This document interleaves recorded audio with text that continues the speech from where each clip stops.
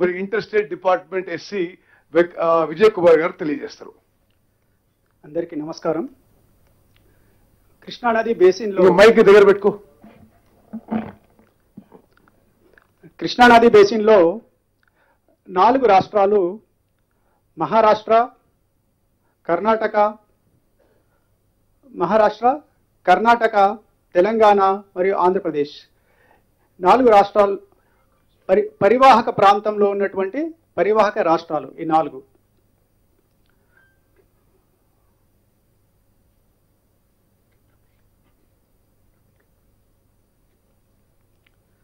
So వీటిలో ప్రధానంగా మనకి ప్రధాన కృష్ణానది మహాబలేశ్వర్ వద్ద మొదలై మహారాష్ట్రలో దాదాపు 300 కిలోమీటర్ల దూరం ప్రవహించి ఆ తర్వాత కర్ణాటకలో దాదాపు 500 కిలోమీటర్లు ప్రవహించి ఆ తర్వాత తెలంగాణ మరియు కర్ణాటకకి సరిహద్దుగా దాదాపు 42 కిలోమీటర్లు ఉంటుంది. ఆ తర్వాత తెలంగాణలో పూర్తిగా తెలంగాణలోనే ప్రవహిస్తుంది దాదాపు 130 కిలోమీటర్లు. ఆ తర్వాత ఒకవైపు ఆంధ్రప్రదేశ్ మరి ఒకవైపు తెలంగాణ సరిహద్దుగా దాదాపు 300 కిలోమీటర్లు ప్రవహించినాక పూర్తిగా ఆంధ్రప్రదేశ్లో దాదాపు 170 కిలోమీటర్లు ప్రవహించి హంసలదీవి వద్ద బంగాళాఖాతంలో కలుస్తుంది. ఈ ప్రధాన కృష్ణానదికి రెండు ప్రధాన ఉపనదులు ఉన్నాయి. ఒకటి భీమా, మరొకటి తుంగభద్ర. ప్రధాన కృష్ణానదిపై మహారాష్ట్రలో ఉన్నటువంటి major project Koyna project. Koyna అంటే అది ఉపనది కోయినాపై ఉంటుంది. 105 టీఎంసీల స్టోరేజీ మరియు 1920 మెగావాట్ల పవర్ ప్రాజెక్ట్ అది. దాని తర్వాత కర్ణాటకలో ఆల్మట్టి 130 టీఎంసీల స్టోరేజీ, నారాయణపూర్ 38 టీఎంసీల స్టోరేజీ. ఈ రెండింటిని కలిపి అప్పర్ కృష్ణ ప్రాజెక్ట్ అంటారు. తర్వాత తెలంగాణలో ప్రవేశించినాక జూరాల ప్రాజెక్టు మొట్టమొదటి ప్రాజెక్టు. ఆ ప్రాజెక్టుకి 2 వైపులా తెలంగాణనే ఉంటుంది. పూర్తిగా తెలంగాణలో ఉన్నటువంటి ప్రాజెక్టు జూరాల. ఆ తర్వాత మనకి శ్రీశైలం ప్రాజెక్టు, దాని తర్వాత నాగార్జున సాగర్, దాని తర్వాత పులిచింతల. ఈ 3 ప్రాజెక్టులు కూడా కామన్ ప్రాజెక్ట్స్. అంటే కుడివైపున ఆంధ్రప్రదేశ్, ఎడం వైపున తెలంగాణ ఉంటాయి. ఆ తర్వాత ప్రకాశం బ్యారేజ్ పూర్తిగా ఆంధ్రప్రదేశ్లో ఉన్నటువంటి ప్రాజెక్ట్. ఈ ప్రాజెక్టు తర్వాత అది సముద్రంలో కలుస్తుంది. సో అట్లాగే భీమా నది, ఈ భీమా నది మరియు తుంగభద్ర నది. భీమా మరియు తుంగభద్ర దాదాపు 40% నీటి లభ్యత ఈ ఉపనదుల వల్లనే కృష్ణానదికి వస్తుంది. మహారాష్ట్రలో మొదలైనటువంటి భీమా నది కర్ణాటక, ఆ తర్వాత దాదాపు 10 కిలోమీటర్లు కర్ణాటక మరియు తెలంగాణకి బార్డర్గా ప్రవహించి కృష్ణానదిలో కలుస్తుంది. దీనిపై ఉన్నటువంటి మహారాష్ట్రలో దీనిపై ఉన్నటువంటి పెద్ద ప్రాజెక్టు ఉజ్జయిని ప్రాజెక్ట్. అట్లాగే తుంగభద్ర ప్రాజెక్ట్, తుంగభద్ర నది తుంగభద్ర 2 నదులు కూడలి వద్ద సంగమమై అక్కడి నుండి తుంగభద్ర నదిగా ప్రవహించి ఆంధ్రప్రదేశ్ మరియు కర్ణాటకకు బార్డర్గా దాదాపు 60 కిలోమీటర్లు ఉంటుంది. ఒకవైపు కర్ణాటక, ఒకవైపు ఆంధ్రప్రదేశ్. ఆ తర్వాత దాదాపు 82 కిలోమీటర్లు తెలంగాణ మరియు ఆంధ్రప్రదేశ్కి సరిహద్దుగా ఉండి ఆ తర్వాత ఆలంపూర్ వద్ద కృష్ణానదిలో కలుస్తుంది. దీనిపై ఉన్నటువంటి అతి ముఖ్యమైన ప్రాజెక్టు తుంగభద్ర డ్యామ్.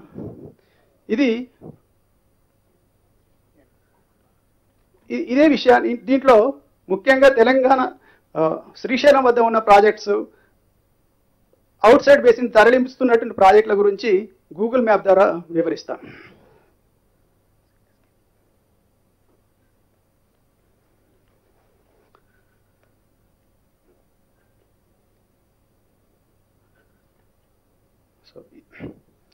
ఇది కృష్ణానది, మహాబలేశ్వరం దగ్గర మొదలైనటువంటి కృష్ణానది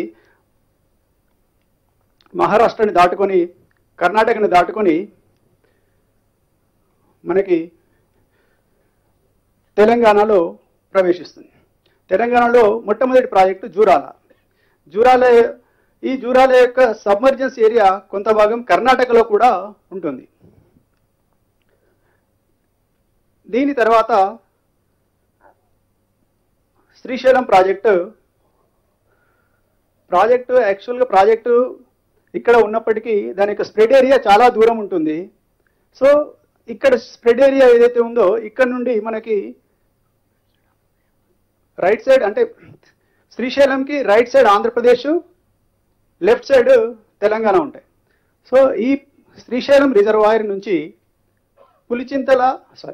పోతిరెడ్డిపాడు హెడ్ రెగ్యులేటర్ దాదాపు 4 కిలోమీటర్ల అప్రోచ్ ఛానల్. ఇది అప్రోచ్ ఛానల్. శ్రీశైలం రిజర్వాయర్ నుంచి అప్రోచ్ ఛానల్ దాదాపు 4 కిలోమీటర్లు ఉంటుంది. దాని తర్వాత పోతిరెడ్డిపాడు హెడ్ రెగ్యులేటర్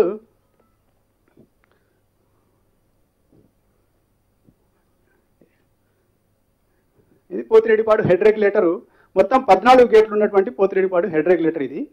ఇక్కడ దీని తర్వాత అది Srisailam right main canal. Srisailam right main canal దీని తర్వాత దాదాపుగా 16 కిలోమీటర్లు 16.4 కిలోమీటర్లు కెనాల్ పొడవు తర్వాత బనకచెర్ల క్రాస్ రెగ్యులేటర్ సిస్టమ్ వరకు ఉంటుంది. ఆ క్రాస్ రెగ్యులేటర్స్ ఒకటి తెలుగంగా ప్రాజెక్టు, ఇంకొకటి ఎస్కేప్ ఛానల్ కేసీ కెనాల్కి కలుస్తుంది, SRBC Srisailam right branch canal, ఆ తర్వాత జిఎన్ఎస్ఎస్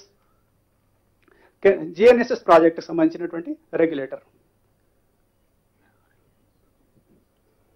ఇప్పుడు ఈ పోతిరెడ్డిపాడు హెడ్ రెగ్యులేటర్ ఏదైతే ఉందో దానికి పక్కనే అంటే 2020లో జియో 203 ద్వారా రాయలసీమ లిఫ్ట్ ఇరిగేషన్ స్కీమ్ ఒకటి మరియు కెనాల్ని సామర్థ్యాన్ని అంటే పోతిరెడ్డిపాడు ద్వారా తీసుకువెళ్ళే నీటి సామర్థ్యాన్ని పెంపు అనేది కూడా ఆ జియో ద్వారా ఇచ్చినారు. రాయలసీమ కన్స్ట్రక్షన్ కూడా లిఫ్ట్ ఇరిగేషన్ స్కీమ్ కన్స్ట్రక్షన్ కూడా స్టార్ట్ అయింది.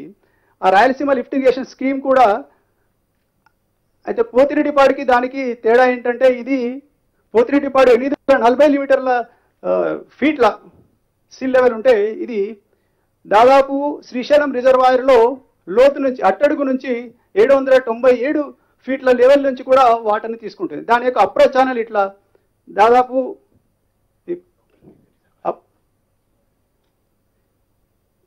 పోతిరెడ్డిపాడుకు ఉన్నటువంటి అప్రోచ్ ఛానల్కి సమాంతరంగా వచ్చి పోతిరెడ్డిపాడు ఇది అవుతాయి. దీని పక్కనే ఇది రాయలసీమ లిఫ్ట్ ఇరిగేషన్ స్కీమ్ యొక్క పంప్ హౌజ్లు ఇక్కడ ఉంటాయి. ఇది 4 బే పంప్ హౌజ్లు ఇక్కడ దీనికి లోపల ఉంటాయి అండర్ గ్రౌండ్లో. దీని తర్వాత దిస్ డెలివరీ సిస్టమ్. ఈ డెలివరీ సిస్టమ్ తర్వాత కొంతమేర ఇక్కడ కెనాల్ కన్స్ట్రక్ట్ చేస్తే దీని లోపల పోతిరెడ్డిపాడు దిగువన ఎస్ఆర్ఎంసీలో కలుస్తుంది. కలిసేసి మళ్ళీ ఈ ఎస్ఆర్ఎంసీ ద్వారా బానకచెర్ల వరకు వెళ్ళి అక్కడి నుంచి అవుట్ సైడ్ బేసిన్కి అంతా వెళ్ళేటువంటి ఆస్కారం ఉంది.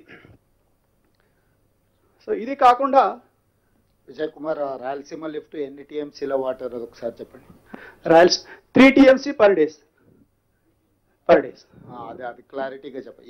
ఏదైనా మీరు ఒక ప్రాజెక్ట్ చెప్పేటప్పుడు వాళ్ళు శ్రీశైలం నుంచి తీసుకునేది ఏదైనా ఆ ప్రాజెక్టు పేరు, లొకేషను, దాని కెపాసిటీ అంటే ఎంత వాళ్ళు తీసుకెళ్తుండ్రు, దాని డిజైన్ ఏందనేది కూడా క్లారిటీగా చెప్పండి అందరికి. Sir okay. అంటే ఈ పోతిరెడ్డిపాడు ఉంది అనుకోండి సార్, మనం 80,000 క్యూసెక్స్ అనుకుంటే కదా. అవును సార్. సో ఇది 3 TMC. దాని తర్వాత వచ్చే ముచ్చుమర్రి కానీ ఇవన్నీ కూడా టోటల్గా శ్రీశైలం బ్యాక్ వాటర్స్ నుంచి ఆంధ్రప్రదేశ్ టోటల్గా పర్ డే ఎంత తీసుకెళ్ళగలుగుతుందో, ఎంత డిజైన్ చేసిండ్రో, ఎప్పుడెప్పుడు డిజైన్ చేసారు ఈ ప్రాజెక్ట్, వాటి వివరాలు క్రిస్టల్ క్లియర్గా చెప్పండి ఇయర్ వైజ్. Sir okay.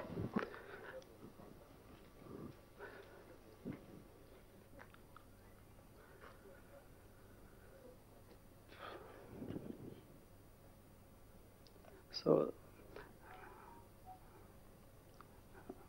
తర్వాత HNSS lift irrigation scheme.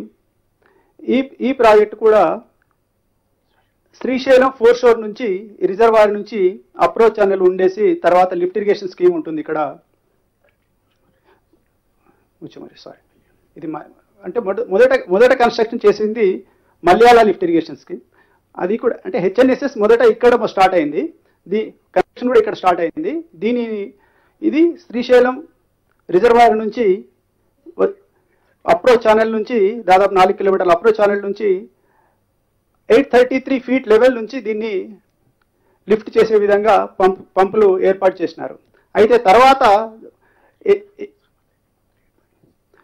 3850 cusecs సామర్థ్యంతో వీటిని నిర్మించడం జరిగింది.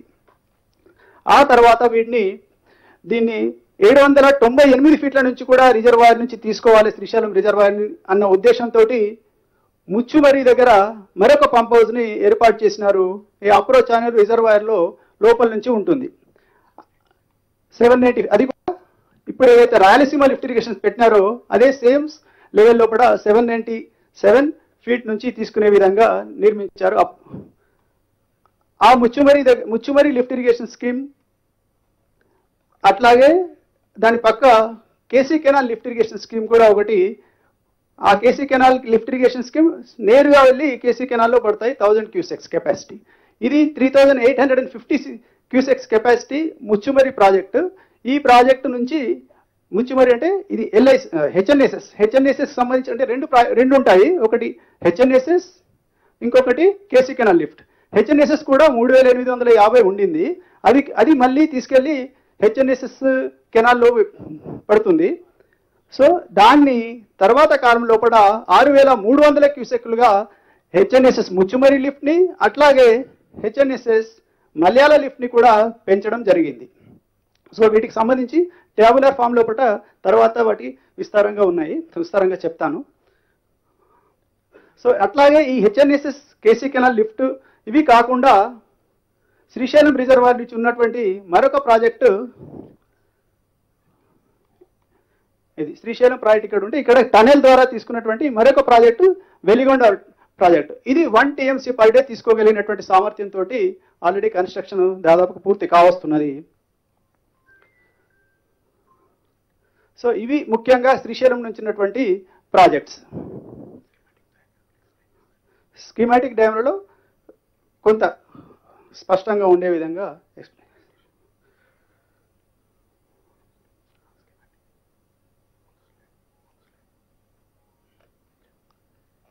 సో ఇది అంటే ఇంతకుముందు మనం చూసింది ఏదైతే ఉందో ఆ దాంట్లో ఇది కృష్ణా రివర్ అయితే ఇది జూరాల బ్యారేజ్. ఆ బ్యారేజ్ అంటే జూరాల ప్రాజెక్టు. దీని తర్వాత శ్రీశైలం డ్యాము, ఇక్కడ మనకి Pothireddypadu head regulator, approach channel, Rayalaseema lift irrigation scheme, lift scheme, SRMC నుంచి బనకచర్ల, ఇక్కడ నుంచి 4 రెగ్యులేటర్లు, అదేవిధంగా హెచ్ఎన్ఎస్ఎస్ ముచ్చుమరి నుంచి అట్లాగే అంటే ఇక్కడ 6300 క్యూసెక్లు, ఇక్కడ 6300 క్యూసెక్లు. ఇంతకుముందు 3880 ఉండే, అది 6300 క్యూసెక్లకు మారింది. తర్వాత ఇక్కడ 6300 రెండు కలిపితే మనకి 12600 క్యూసెక్లు అంటే 1.1 TMC పర్ డే తీసుకునే విధంగా సామర్థ్యం ఏర్పడింది. ఇక్కడ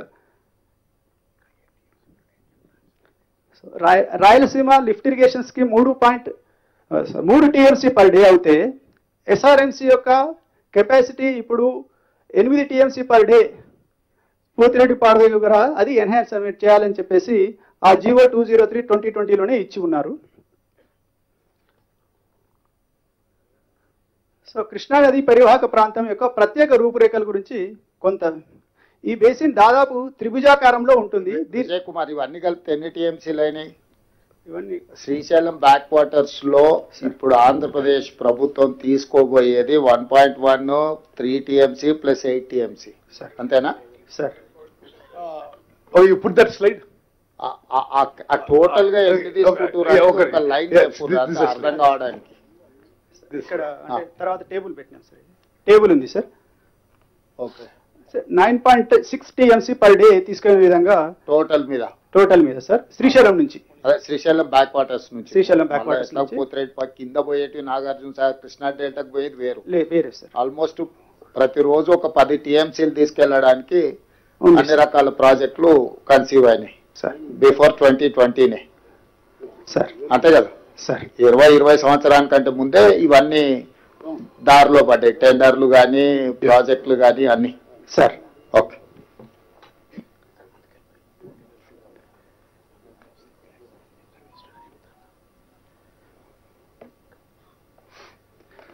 సో బేసిన్ యొక్క స్వభావాన్ని ఒకసారి చూస్తే, బేసిన్ దాదాపు త్రిభుజాకారంలో ఉంటే దాని ఆధారం పశ్చిమ కనుమలు వెంబడి ఉంటుంది. విజయవాడ వద్ద శిఖరం మరియు కృష్ణానది వద్ద మధ్యస్థం అంటే మీడియన్ కృష్ణానది మొత్తం ఆ త్రిభుజానికి మీడియన్గా మధ్యస్థంగా ఉంటుంది. బేసిన్ త్రిభుజంలో ప్రవహించే అన్ని ప్రధాన ఉపనదులు త్రిభుజం ఎగువ 3/2 పొడవులోనే నదిలోకి ప్రవేశిస్తాయి. పశ్చిమ కనుమలు వెంబడి అంటే వెస్టర్న్ ఘాట్స్ వెంబడి ఉన్నటువంటి అధిక వర్షపాతం జోన్ అంటే దాదాపు 2000 మిల్లీమీటర్ల సంవత్సరానికి ఉండేటువంటి వర్షపాతం ఉన్నటువంటి ప్రదేశము, అత్యధిక వర్షపాతం గల ప్రదేశాల్లో ఒకటి. జోన్ దాదాపు 708 కిలోమీటర్ల మేర కృష్ణా బేసిన్ యొక్క పశ్చిమ సరిహద్దును ఏర్పరుస్తుంది. మరియు ఈ ప్రాంతం కృష్ణానదిలోకి నీటిపారుదల చేస్తుంది. అంటే 70% వెస్టర్న్ ఘాట్స్ నుంచి దాదాపు 70% ఈల్డ్ నీటి లభ్యత కృష్ణానదికి వస్తుంది. పశ్చిమ కనుమలకి తూర్పున మరియు ఈ కొండల వెంబడి వార్షిక వర్షపాతం చిత్రదుర్గ నుండి సాంగ్లీ నుండి పూనా వరకు దాదాపుగా విస్తరించి ఉన్న రేఖ వెంట 600 మిల్లీమీటర్ల కంటే కూడా తగ్గుతుంది. తర్వాత పశ్చిమ కనుమలు మరియు సముద్ర తీరం ఆనుకున్న భాగాలు మినహా మిగిలిన కృష్ణా బేసిన్లో వార్షిక సాధారణ వర్షపాతం 800 మిల్లీమీటర్ల కంటే తక్కువగానే ఉంటుంది. సో కృష్ణా జల వివాదాల ట్రిబ్యునల్స్ 2, ఒకటి KWDT 1 బచావత్ చైర్మన్షిప్లో జస్టిస్ బచావత్ ఆధ్వర్యంలో 1976లో తన తీర్పు వెలువరించింది. అట్లాగే KWDT 2 Brijesh Kumar tribunal, Brijesh Kumar chairman ఆధ్వర్యంలో 2004లో ఏర్పడింది. 2013లో తన తీర్పుని 3 రాష్ట్రాల పరంగా అప్పుడున్న 3 రాష్ట్రాల పరంగా ఇచ్చింది.